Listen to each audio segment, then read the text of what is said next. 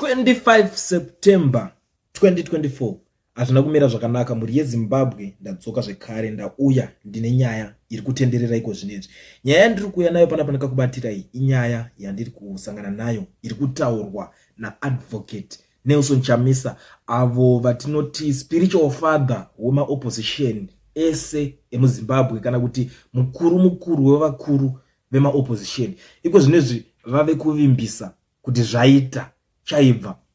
Tangosangana kudai, so tangane kulike this video kuitira kuti ZANU-PF nevamwe vanoboyikana vaboyikane, nekuti zvinhu zvacho zvatotanga zvatova position. Nyaya yandiri kusangana nayo iri kutaurwa navaadvocate Nelson Chamisa panapa iri kunzi the time is fast approaching, when the day comes will you be there.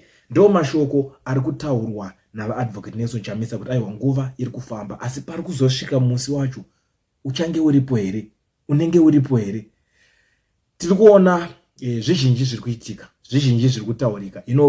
Tikatasa kubatora vakabva Citizen Coalition for Change, aita chake adai so abata apa asi apa, vachingoita zvakasiyana siyana, vachivimba kuti pamwe zvichida vanokwanisa kuita take over bato reopposition. Tiri kuona kuti asi vanhu vari kushaya hanya kana kuti basa nezvakawanda zviri kuitika, zviri kutaurwa nevarume vava vana the likes of Anasengezo Shabangu nerimwe team rese vari kushanda naro. Saka vaadvocate Nelson Chamisa iko zvinezvi zviri kuratidza kuti ndo vane chimuti chese, ndo vava position yekumirirwa nevanhu, because pangotaurwa nyaya iyoyi ndaona vanhu vamhanya nayo zvakanyanya, kureva kuti zvatopa dhuze. Hapana, pane dzimwe nguva dzokuti unogona kumbomirira uchiti isusu tayo mana tisisina kana vanhu veopposition vacho vanokwanisa kunge vachitimirira kuti tikwanise kuita zvatinoda.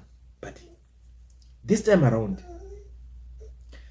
akutotarise nyaya iri panapa, vazhinji vakutodairirawo the same nyaya iyoyo yauya navaadvocate Nelson Chamisa. Mumwe ari kuti 2028 is fast approaching. Will the dictator Chamisa have a political party, or is just going to be one man show?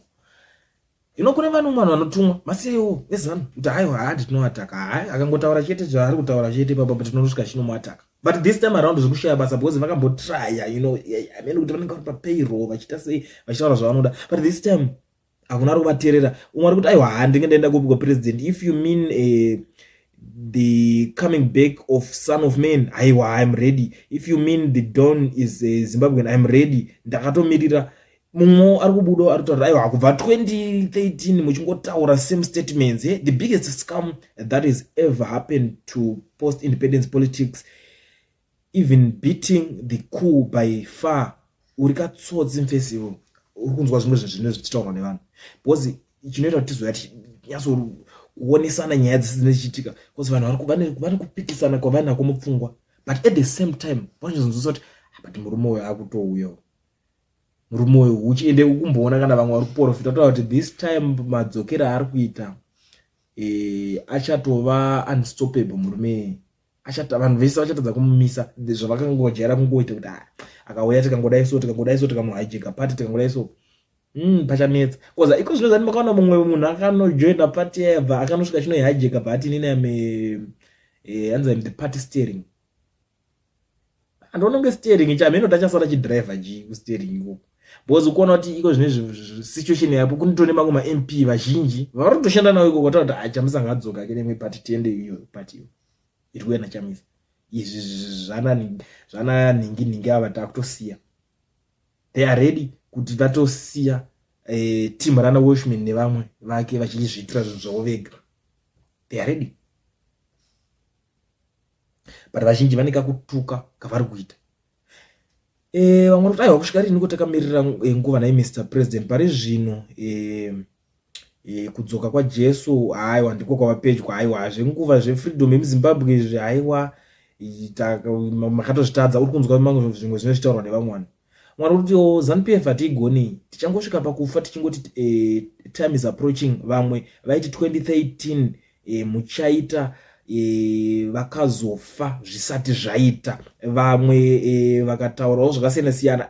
Guys, vanhu vane kakusanzwisisa kwavari kuita. Vamwe kuti some of us are now in exile. Mozotiudza kana pane zvatinokwanisa kubatsira mhuri seizvozvo we are with you 100%. We wish to come back home at some point tichikwanisa kugutsa mhuri. I think uyu ari kutaurawo zvinonzwisisika kuti isusu tanga tatomboenda kunze tichitombonotsvagawo kuraramisa mhuri, because ukona kuti vanhu vanga vane tarisiro kuti alright iko zvezvi ndinei. Saka the best thing iko zvino zvandikwanisa kuita ka ndikwanisa kuriska zvese zvandinazvo kuti ndimbokwanisa kusupporta this movement yava advocate Nelson Chamisa, so that kana zvichinge zvazoitawo ndinenge ndakwanisa kuwana basa ndotanga kuzvitira zvinhu zvangu ndiri munyika yechiberekero. But zvakangozongoendawo nepamwe zvinhu zvakangonorambawo nepamwe uri kuzoona, but vanhu vakuchitaura vari outside the country kuti no zvinhu zvakaitika izvi zvakaitika hazvo, but iko zvinezvi tikumbofana kufidha mhuri tiri kunoko. But kana zvichinge zvazoita munotoona nekudzoka. Ndo mamwe mashoko andiri kusangana nawo ari kutaurwa neumwe munhu panapa ari kupindura post yenew party iripo, because hapana chimwe time yekuti pachazotaurwa kunzi chii. Iko zvinezvi zvatongo already chakunotongoputika kuti zvinge zvichiitika, and these people vane zvinhu zvizhinji zvavari kutraya kugadzirisa, zvavari kutraya kuda kuita muno muZimbabwe ava vari mutriple C. Like pane rimwe video rendaita mucharoona ipapo umwe certain guy aribuda achiti aiwa isusu maelection tatitori happy nezvakaitika ndosoka tisinawo machallenge, and I was like okay, vari kukanganwa kuti vari kurongerwa imwe hombe. Like sometimes last time zvakaitika kuna Monzoro akabuda akachitirai kuti aiwa inini don't worry beta zvane zvinji zvakataratara kudzira bazongonzi aiwa by election tiri kuita baba. Kana muchiti madzinga ma-MP kuti muzongosara muchingoita skillful mongoshare nama-MP neZANU-PF mongosara muri ma-political parties acho, aiwa tikusara tichiita zvimwe. Saka ukoona ndonyaya imwe yakaitika. Ndiri kuonawo mumwe zvekare panapa ari kuti it's time for building a new and real movement. Have MP candidates more than 8 months before elections. Avoid ambiguity, disorderly selection. Primary election MPs should campaign in time. Power is in parliament and senate. Ndo mamwe mashoko ari kutaurwa nemumwe kuti since matogara matotaura iso chibvai matongoita kuti zvinhu zvimboitwa in time. Ma-MP enyu mosarudza nguva iripo makanzala chinja ndikufarira nekuti vanhu vari ready, but I don't know, are you ready guys? Tell me what you think in the comment section. Are you ready? Tell me what you think. Muri kuionawo senyaya because inini ndiri kuona panapa vazhinji vari ready. Kune vamwe vari kuzobuda 1-2 vachituka vachita kuti aiwa takazodididi, but vanhu vazhinji vatoti tato ready, chimuchitaiwo ready. Mumwe ari kubuda ari kuti you work with ZANU-PF, imbomira kushandisa vanhu veZimbabwe iwe. Real opposition leader was Morgan. Iwe ukungoitisa vanhu uchipiwa mari neZANU-PF. Ini ndikasangana newe ndokuputitsa ndikunyebere. Ndoma kumafungiro anoitwa vamwe anofunga kuti anaipuwa mari, but imimi guys ndauti kuti mumbontauro manyazosangana anyazopuwa mari ini zvokunzi ZANU-PF inopuwa mari it's something chandodhauta zvangu. Manyazosangana munyazosangana mai anyazopuwa mari chaizvo kutonzi arotunzi ninge apuwa mari chaizvo toziva kuti atengesi variko, but pamwe pacho handione kunge munenge muchitaura kuti patengesi, because imimi tikada kutarisa pane political party yeCitizen Coalition for Change iko zvinezvi pairi izvezvi tichitotaura nezvayo zvezvi pairi iko zvinezvi pakatoipa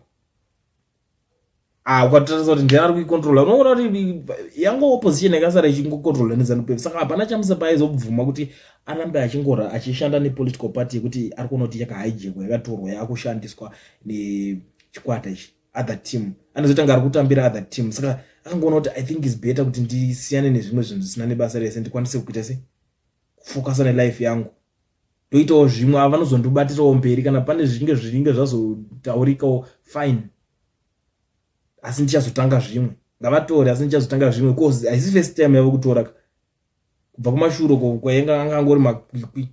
Saka akabva angozvisiya, but vanhu vakuti anoshandiswa zvemaZimbabweans umwewo ari kuti aiwa mari yeZANU iri kukunakira muchinda iwo kwanzi keep them guessing while they are wait for good.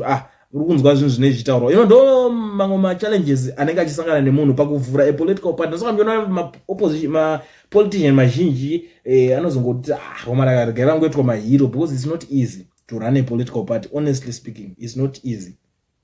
Uchisangana nezvinhu zvakadai so izvi uchiudzwa mashoko akadai so aya unotombotanga uchitombonzwisisa ka ndopaona vamwe vanozongopedzera vakungotuka like ma-MP mamwe ari mutriple haiko zvino vakangoti vakangonzwa unzi chakati chakati vakutongotukawo vanhu vakatoneta vanoti zvakafanana vanhu havasi kunzwisisa. Ndo zvimwe zvezvinhu zviri kuitika. Mumwe wari kubudawo panapa ari kuti Jameson Temba was denied bail yesterday. Jacob Ngarivume has been detained too. Those are issues we should be speaking about currently. The continuation of human rights abuses by Mnangagwa. Mumwe wari kutaurawo zvaari kufungawo kuti saka amene kuti voregedza kuitaura zvetaura imwe political party vombotaura zvekuda kwevamwe vanhu vakasungwa. Ndine someone akazombondiudza zvimwe zvinhu zvine musoro kuti these people vese vari kumboita zvekumbomhanya vachiita sei ngavambotry kunzwisisa vision yaChamisa Face. Because unoona kuti izvezvo tikada kutarisa paya pakanzi tinoda pademonstration tinoda izvo vanhu vada kuti Chamisa I don't know kuti vanenge achiri lead kuti ungotedzera zvavari kutaura ivo kana kuti vari kuda nditi zvikazoshata futi otanga kuti timirire like uona apa zvakaitika vamwe vakasumuka kuti toda kuzoda izvo toda demonstrate fine vasangana neZANU-PF yakamirira kumberi vasangana ZANU-PF vatanga kuti kuChamisa sei asiri kutaurawo pamusoro penyaya yetu but I don't know how many times zanobuda achitaura kuti violence haisiriyo inokwanisa kuti zvinhu zvinge zvichiita but vanhu tine maonero atinotozviita senyika kuti aiwa kuti violence haisiyo because vanhu vacho vari violent kudhara. Saka ndoimwe nyaya yandiri kuona inenge ichinyatso kuitika panapa kuzona ndoimwe nyaya inenge ichiitika. Mwari kuti aiwa tiri kukunzwai hedu but problem ndeyekuti vanhu vari kutoda zvanhasi kwete kumbomira nguva ichatevera. Uri kuona imwe nyaya iripo vanhu vachakwanisa kumirira patience hapasisina matenge patience akaemptika because vakuda kuti ngazviitike nhasi vaChamisa kana zviri kutoita totonzi motogadzira kana ari mamwe makala whatever imwe party motogara matotudza zita because vanhu vatononokerwa kudhara.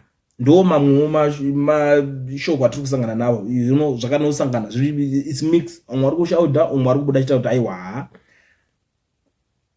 ngazvinge zvichiita. Umwe ari kuti new strategy forge an alliance with the military, give them solid assurance and offer strong pan-African ideas that touches with the people, work with young people who are angry and willing to fight for their country. Umwe ari kutaura mashoko kuti achienda umbonotaura unopinda nearmy ubva uvaudza kuti ngatidai kuti zvifambe uvaudzawo zvinhu zviripo.